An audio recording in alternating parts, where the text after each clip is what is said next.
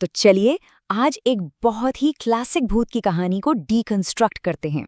आज हम ये समझने की कोशिश करेंगे कि आखिर ये कहानी डर और सस्पेंस को इतनी खूबसूरती से बुनती कैसे है। तो कहानी की शुरुआत होती है भैरवपुर नाम के एक सुनसान बिल्कुल वीरान से गांव में।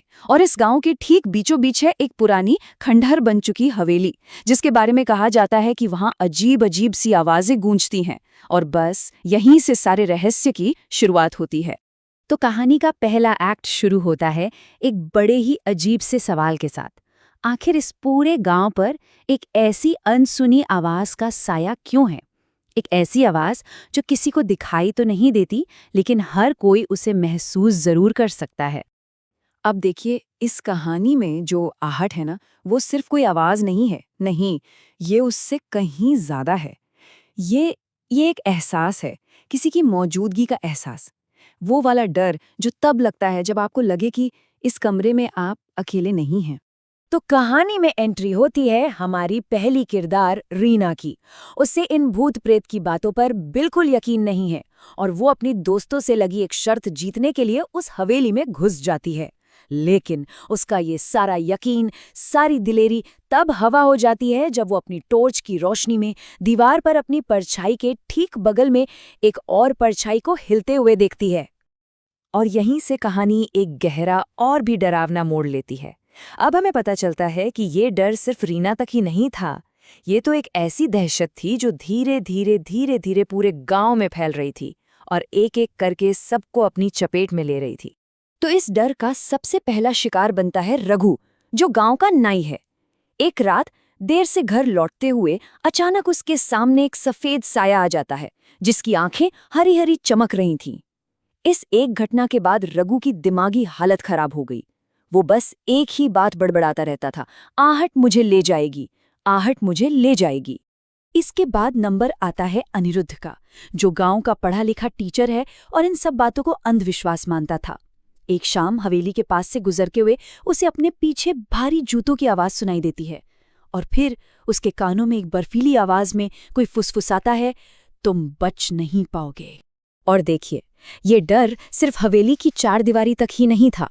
सविता अपने ही घर के आंगन में पूजा कर रही थी जब अचानक एक बिखरे बालों वाली औरत कहीं से आती है और उसका दिया फूंक मारकर बुझा देती है।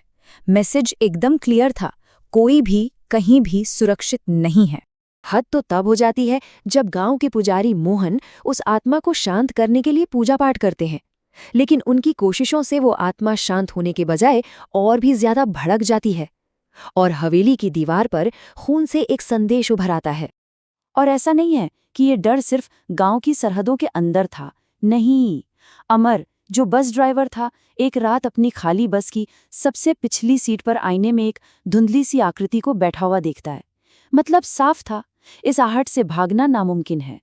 तो अब कहानी में आता है एक बहुत ही जरूरी टर्निंग पॉइंट। अब तक डर में जी रहे गांव के लोग अब इस आतंक का सामना करने का फैसला करते हैं।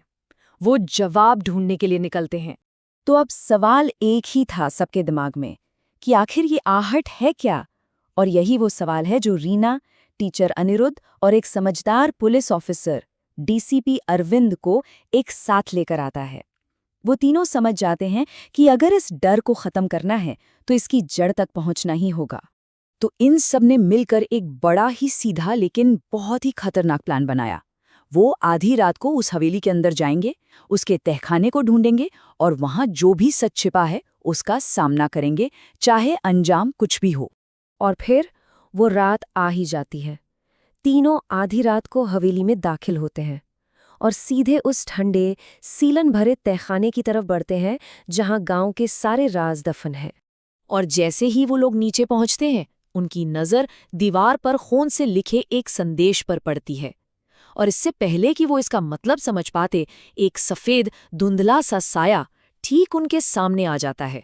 और तभी वो आत्मा खुद सामने आकर अपना नाम बताती है। उसका नाम ललिता था और वो इस हवेली की मालकिन थी। पहली बार उस अनजाने डर को एक नाम, एक चेहरा मिलता है। और फिर खुलता है वो राज जो पिछले 100 सालों से उसी तहखाने में दफन था। ललिता को उसके ही पति ने दौलत के लालच में इसी तहखाने में जिंदा दफना दिया था।